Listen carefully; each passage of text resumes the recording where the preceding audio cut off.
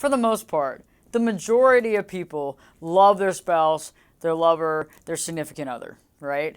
And you want to do the best you can for your spouse, especially when they're dealing with a situation or overcome with an illness. Depression is an illness. And oftentimes we might know that our partner's dealing with depression, we might not know how to deal with our partner. And so this can be very frustrating because it seems that the advice we're giving is not working, the help we're trying to supply is just ignored or just rejected, and you may feel as though you're walking on eggshells because you don't really know what to say, and when you're trying your best, it seems to not generate the response that you were hoping for. So if you found yourself in this situation, dealing with a partner with depression and don't know what to do about it, you can't miss this video.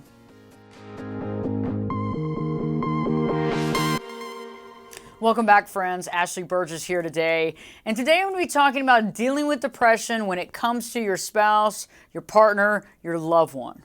Okay? And this can be pretty overwhelming because when you're under the same roof in the same household, living with somebody for a long period of time, there can be some really great times, obviously. But sometimes when you're trying to explain to your spouse or be there for your spouse or give them some advice, it might seem to fall on dead ears or rejected or pretty much ignored. And it can make you feel as though you're walking on eggshells.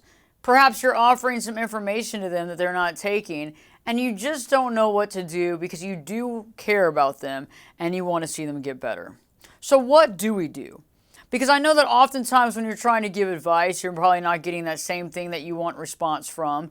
You might feel like you're overwhelmed. You might feel frustrated with the entire situation because you just feel confused as to what to do. So let's begin real quick. I'm going to go through 4 things that you can do today to help rectify the situation and to begin to find solution. Now, solution is not going to happen overnight, okay? But at least you can begin to work with your spouse and create a creative, thoughtful, peaceful, and safe environment to have the conversations necessary to bring about some change and to help your spouse, your loved one, get some help and get some help that they deserve to overcome and to deal with their depression. The first thing to remember, and I think I've said this in many of my videos, is that education is power. Okay? You want to educate yourself on what depression is. What is clinical depression? In a previous video that we just put out, I talked about 16 significant symptoms of depression. And so you'll want to watch that video because that's going to cover a lot of ground because you're going to really understand.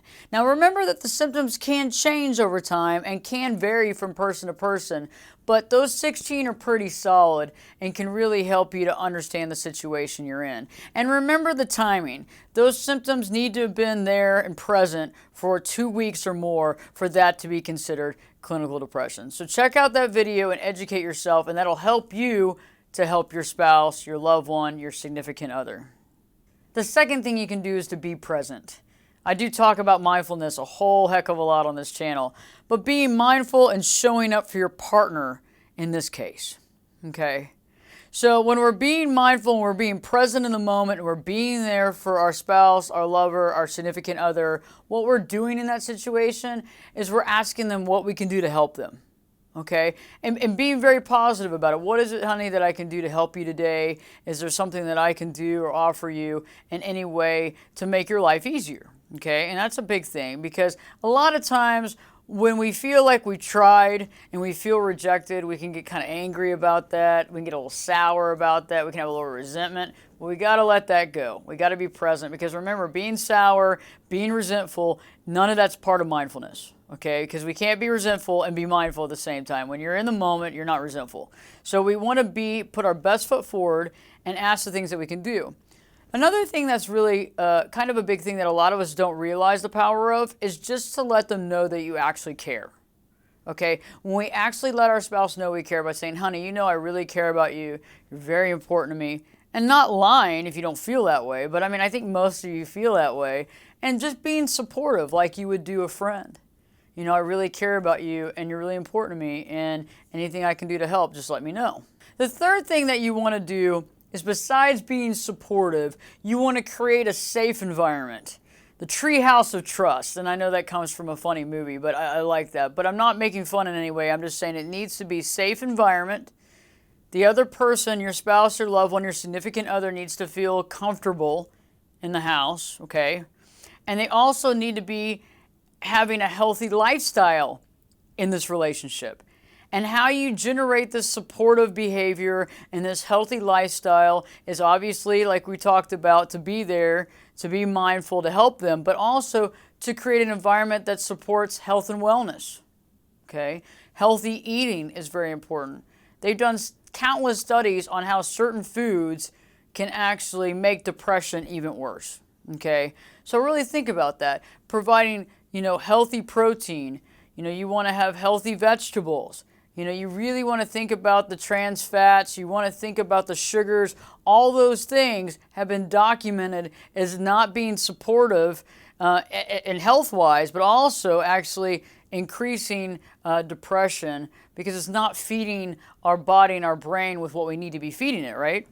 Another thing is you want to exercise daily. And a lot of times when folks are feeling depressed, they're feeling down, they're feeling fatigued, they don't want to work out. Okay, and so you can't always depend on them to decide to work out. So if you can, and I know many of us work really long and tough hours, I understand that, okay? But if you can, go home and make an agreement that every night you and your spouse, your loved one, your significant other are going to walk, you're going to walk around the block, or you're going to take a walk, you're going to walk the dog. Okay, or maybe you're going to go to the workout gym that's in the complex, or maybe you have a membership and you're going to go together. Okay, and it's got to be a couples thing on this. You got to work with it because until your spouse gets to the point where they can do it on their own, they're going to need support. And exercise for you is very good too. Okay, so this is a win-win situation. It might make you have to schedule your days better, but at the same point, it also puts y'all together. It gives this person an outlet. Okay, they might open up to you even more, and also it gives y'all something to do together, but those endorphins and exercising daily really goes a long way to offsetting some of that depression. Another thing that you want to make sure you do is to create a low-stress home, okay? I know that sounds common sense, but what I mean by low-stress home is not a lot of arguing, not a lot of fighting, not a lot of bickering, okay? And I know sometimes things can get heated. And I know it's not always easy to take the high road, okay? But sometimes you got to just let things go, and it's not about winning the argument, okay? It's about doing the right thing. And in certain situations like this, when people are really frustrated, okay, and they have some anxiety, and they're feeling worthlessness, okay, they might get anxious, they might get irritable, and it could cause what's about to cause a fight, okay? And so I ask you, in order to keep this low-stress house, is that when this is happening, something like that starts generating, taking a break, maybe making a phone call, maybe going outside or running an errand, not being rude to leave, but at the same point, not engaging and creating that argument or that fight that's going to lead to a high-stress zone that nobody needs in the situation. Another thing that you can do is to make plans together at least once or twice a week. And I know that people have some really tough responsibilities. We got a lot of work going on. We're working long hours to pay the bills that we have, right? But trying to make time for that date night. And also really thinking about getting your spouse, your loved one, your significant other out of the house, socializing, because that can really go a long way. Okay, because it can get their mind off of it. It also puts them in social situations, and it's healthy for everybody. I mean, when you isolate, how good do you feel when you isolate? And think about if you're isolating and you have depression. That's not a win-win. That's a lose-lose situation. So making time to spend time together, definitely going on a date night once a week, no matter what it is, even if it's going to the park or going to grab a bite to eat or doing something out of the house is important, but also having some of that social interaction. It goes a long way to kind of making light of the situation, not in a bad way, but allowing things to just kind of alleviate and allow the anxiety to dissipate just a little bit. Oh, and one more thing, when you're being supportive in that healthy home life and creating that health and wellness home, the last thing you want to do too is always think about giving pats on the back. Okay, think about the stuff that they are doing. Because when you do have clinical depression, things can seem almost insurmountable. Sometimes they can be moving so slow, it's almost like they're moving and walking through water. Okay, and they're having difficult times. Your spouse might be having trouble getting out of bed. Okay, taking a shower could be tough. Getting to work, those challenges, and giving a pat on the back, giving a high five. Man, I'm impressed, and doing it from the heart. Okay, because when people realize that they see a change and they see that you care enough to pat on the back, give a hug, give a kiss, that goes a long way to improving their self-esteem and self-value, because right now they're not feeling very good about themselves, and it's hard for them to see that joy. So if you're there to be the positive one, that's going to be very helpful. It's going to add to that supportive family unit. And the great thing about it is it makes the house just more enjoyable to be in for everybody concerned.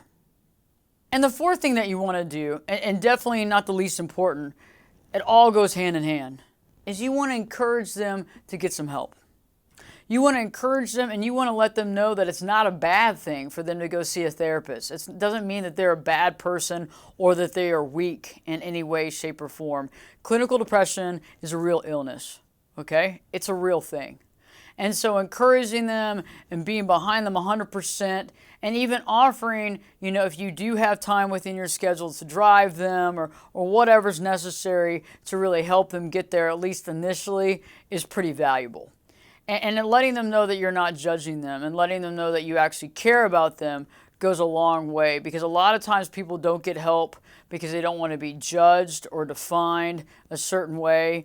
And when we take away these stigmas, people feel like it's a lot easier for them to step up to the plate, get the help that they need and the help they deserve. And this gets us through the situation quicker and by the best means possible. And that's awesome. So if you're dealing with the situation with a spouse, a loved one, or a significant other, this is some powerful stuff and you're having to deal with it. I know that you've probably been walking on eggshells and you feel, golly, I've said everything I can possibly think of. But if you watch this video, it might help you. You might want to watch it another time and maybe take a couple of notes too, because when you're living with somebody, it's a lot tougher to give them advice and to help than if it's a friend, right? Because it's a lot easier that way. It just seems easier. And so it might seem a little hard in the beginning. You might have to get over some stuff, being more mindful, not taking things so personally. I understand that. I understand that very well. But once you get there in that zone, it makes it quicker for your spouse, significant other, or loved one to really get that help that they need and deserve. And then eventually the household's going to really come together solidly. And, it's not like it just goes away. It's not like, depression's just like that. It's over with. We go on. But this can be a big learning tool for everybody in the family, because this can happen to everyone. It can happen to absolutely anyone, because it's not just dedicated to genetics, okay? Your family could have had it, and yes, it could have been passed down genetically, but this could happen to somebody that doesn't have any depression genetically in the family. And then there's a lot of people out there that don't get any help, so you don't even know if it was in the family or not. And there's 3 million cases new each year of depression, so this is very important that we work it out, especially in the family, so that your spouse doesn't feel isolated and doesn't feel alone, because I know that's the last thing that you want them to feel. If you've liked this video, please give us a like and comment on this video on anything that you might have done that was really successful in helping your spouse, your loved one, your significant other go through this depression and really get help, because knowledge is power. I talk about that consistently on this channel. Also, if you haven't already, please subscribe to the channel, and please share this with your friends, your loved ones, and anybody dealing with this stuff, because that's why I do this, is I want to help people. I want to help them to understand the situation they're in, because you know what that allows them to do? It allows them to help themselves. And that provides self-esteem, self-worth, and makes us awesome folks. Hope this has helped you. And by the way, don't forget, I think you know by now, but I'm going to say it anyway. Live your true life.